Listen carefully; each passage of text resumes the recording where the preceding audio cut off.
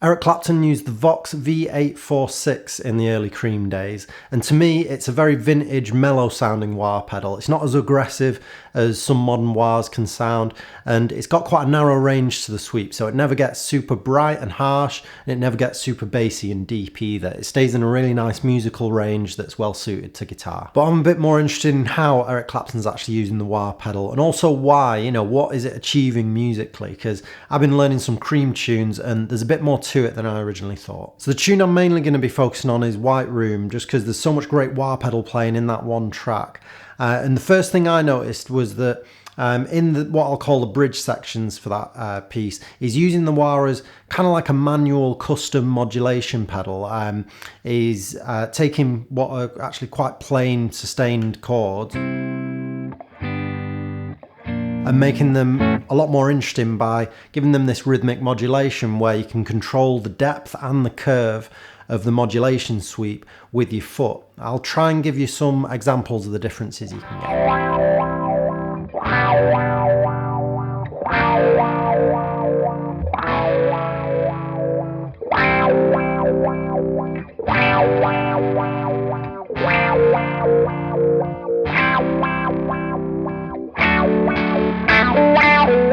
I'll leave it up to you to decide the depth and curve you think Eric Clapton might be using for this, but for me it's a kind of personal preference thing. You just get it by feel, but let me know in the comments if you've got any views on it.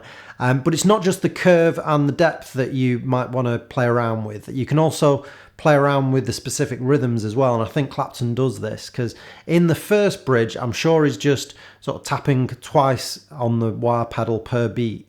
Whereas on the second bridge, I'm sure I can hear him while he's mostly still tapping twice per beat. Occasionally he'll just tap once per beat for a bit of variation, and it's got a really nice sort of, just sense of variation and development for that second bridge. I'll try and play an example of how you might improvise those sorts of rhythms.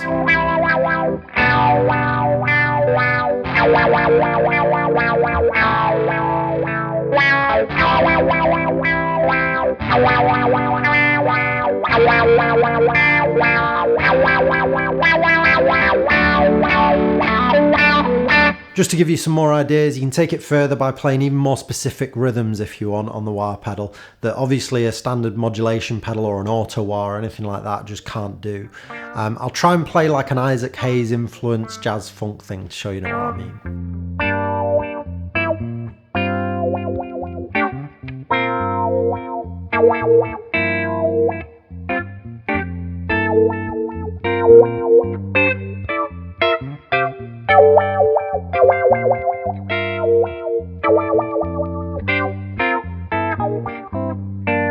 Another popular example of this is Glory Box by Portishead, where you can tap the wah in triplet rhythms.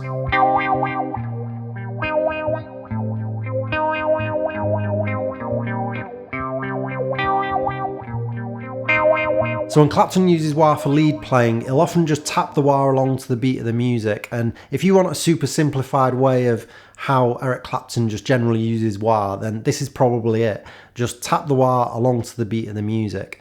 But stay with me, there is a lot more to it than this, and I'll try and give an example of how well I think that simple approach can work, but we will go a lot deeper in just a minute.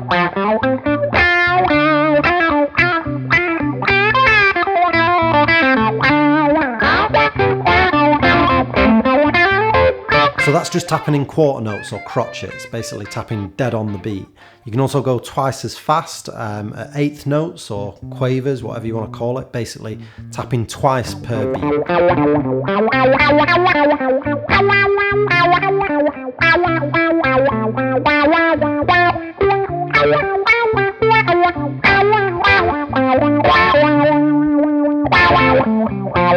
It sounds more lively and energetic when you switch between the different rhythms, and it can create a sense of development all on its own. There's one phrase in particular in the solo to White Room where Clapton's just playing this simple repeated 3-note phrase again and again. It's this one. And he just does that repeatedly, but starts tapping the wah with quarter note rhythms just on the beat, and then goes twice as fast and steps it up to playing eighth note rhythms on the wah. And just that difference really adds this sense of development and drama in a very psychedelic way.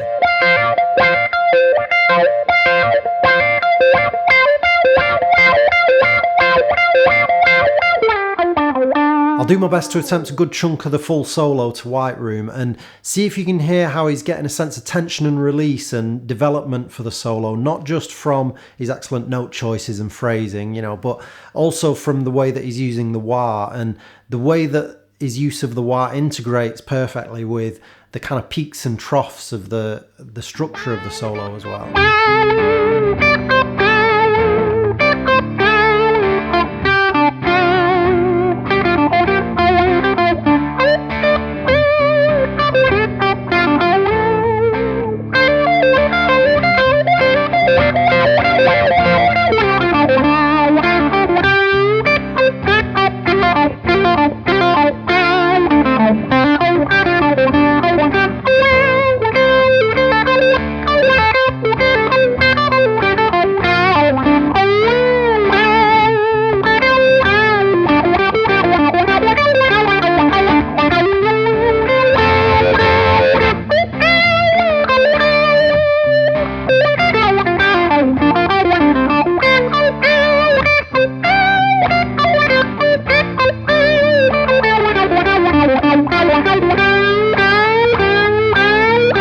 There is another way that Clapton uses wah for his lead playing, but before I get onto it, if you're finding this video useful, think about liking the video, maybe subscribing to the channel if you want to see more videos like this.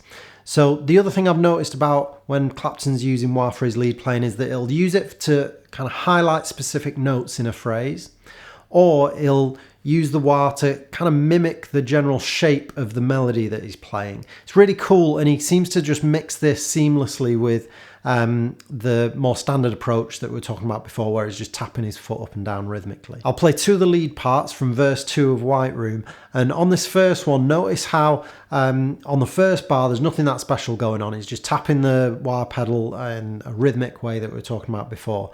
But on bar 2, the melody is descending, and he's also mimicking that with the motion on the wah pedal as well. He's going gradually from toe position to heel position.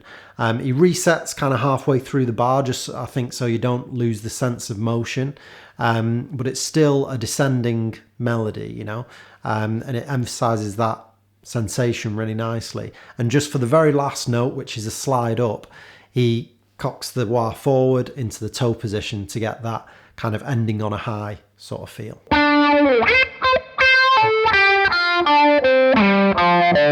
This second phrase is a bit more straightforward. He's using the wah to highlight this A note on the B string. And he's using the wah to just gradually swell up to that note, and the melody is doing the same thing. It's like a slightly ascending phrase as it goes up to that note, and the wah is doing the same thing. It's going gradually from heel to toe position. So the exact same thing that we were doing before, it's just instead of the melody descending and the wah going back, it's an ascending type melody, and the wah is going from heel to toe in the opposite direction. So by the time you get to the second bar, he's kind of back to just the more standard rhythmic tapping with the wah.